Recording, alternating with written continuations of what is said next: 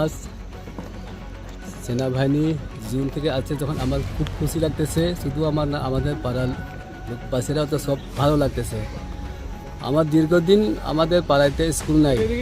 পাকিস্তান আমলে প্রাথমিক বিদ্যালয় আছে সরকারিভাবে, সেটাই 80 সনে শান্তি বাহিনীদের কারণে গ্রুপিংয়ে নামাই দিচ্ছে কসবলিতে। ওখানে সব স্কুল সহ মানুষ নেওয়া যাচ্ছে। তারপরে ওখানে আবার ফিরে আসতেছে, কিন্তু স্কুলটা তো আসলো না। তাই আমাদের ওখানে স্কুল নাই, কিছু নাই, এইভাবে থাকে। ছেলে মেয়েরা বড় বড় ধরনের গুরু মতো সর লিখতে দিলে তো বুঝে না, কিন্তু এই বর্তমানে সেনাবাহিনীরা আমাদেরকে আদর করে সেনাবাহিনী আমাদের স্কুল দিতেছে।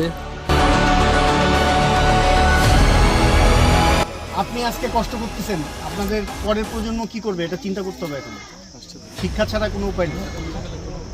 কাজ করুক, অসুবিধা নেই, বাট সে যদি একটা তো এসএসসি পাস, এইচএসসি পাস এটা থাকতে হবে তো, নাহলে তো সে মানে সবসময় একই জায়গার মধ্যে থেকে যাবে, এটা হবে না।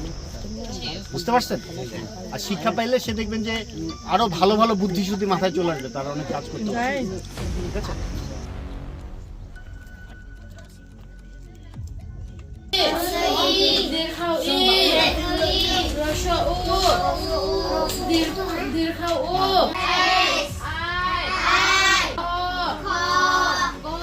বছর ধরে চন্দ্রীর পার্টি স্কুল ছিল না, স্কুল করে দিয়েছে। সেনাবাহিনীরা অনেক সাহায্য করেছে। যদি এই সাহায্যগুলো যদি না পেতাম, দুর্গম এলাকা থেকে শহরে যেতে আমাদের অনেক টাকা পয়সা খরচ হয়, যেতে পারে না। কেউ কেউ পাড়ায় এরকম থাকে, ছেলে মেয়েরা পড়াশোনা করতে জানে না, লেখাপড়া জানে না। আমাদেরকে এই বিদ্যালয় দিয়েছে সেনাবাহিনীর, অনেক ধন্যবাদ।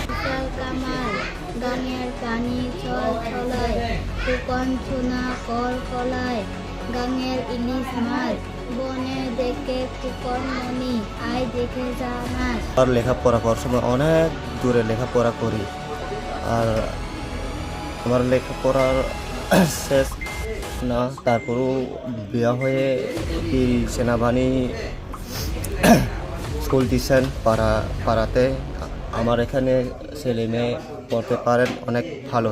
সেনাবাহিনী পরে অনেক ভালো লাগতেছে।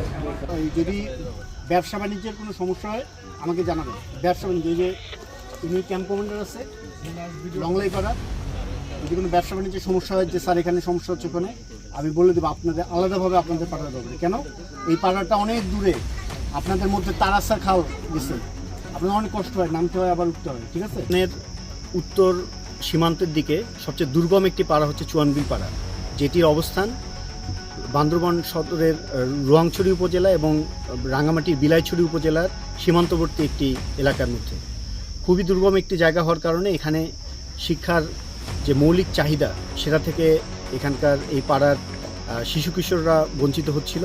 এই বিষয়টি আমরা গত নভেম্বর মাসে যখন আভিযানিক কাজে এই পাড়ায় আসি তখন প্রথম অবলোকন করি, এবং পরবর্তীতে আমরা সিদ্ধান্ত গ্রহণ করি যে এই পাড়ায় একটি প্রাক প্রাথমিক বিদ্যালয় চালু হবে।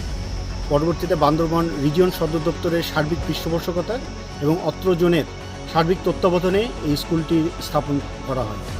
আপনারা আনন্দিত হবেন যে গত জানুয়ারি মাসের প্রথম সপ্তাহ থেকে এই স্কুলের সার্বিক কার্যক্রম পরিচালিত হচ্ছে। এই পাড়ায় সর্বমোট 27টি পরিবার থেকে 18 জন বিভিন্ন বয়সী বাচ্চা তারা এখানে প্রাক প্রাথমিক, প্রথম শ্রেণী এবং দ্বিতীয় শ্রেণীর পাঠদান সম্পন্ন করছে। এবং এই পাড়াটিতে থেকে আমরা 2 জন শিক্ষককে নিয়েছি, যার একজন পুরুষ শিক্ষক এবং আরেকজন মহিলা শিক্ষক। তারা অত্যন্ত আন্তরিকতার সাথে এখানে পাঠদান করছে এবং আপনারা দেখেছেন স্কুলের কার্যক্রম। এবং এখানে আমি অত্যন্ত আনন্দিত যে আমাদের বাংলাদেশের পতাকা এখানে স্কুলে সগৌরবে দাঁড়িয়ে আছে এবং প্রতিদিন এখানে জাতীয় সঙ্গীত গাওয়া হয়। এবং আমি মনে করি এটা আমাদের দেশপ্রেমিক সেনাবাহিনীর একটা বড় একটা অবদান। আমরা চাই এই স্কুল উত্তরোত্তর আরও উন্নতি করুক এবং ভবিষ্যতে এর পথ চলাটা আরও সফল হোক।